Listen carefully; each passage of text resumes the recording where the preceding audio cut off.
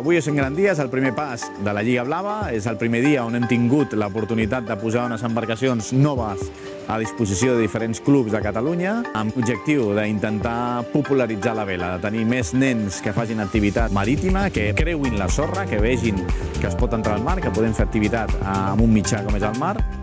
Han sigut molt valents també perquè mai s'havien pujat en aquestes embarcacions. Hem navegat de forma mixta, de forma lúdica. Ha sigut tot un èxit, amb unes condicions de vent i mar idònies per l'aprenentatge. Navegar amb 2 persones mai ho havia fet i amb vent a més era molt xulo. Hem volcat una vegada però després hem quedat primers. Ha sigut molt divertida i el cas de poder navegar per aquí ha sigut una experiència molt guai. I ara amb moltes ganes de començar la Lliga Blava Escolar a partir del setembre amb els 18 clubs i els 18 municipis participants. És el gran moment de popularitzar la vela, de que tots els nens que els agradi puguin fer aquesta activitat.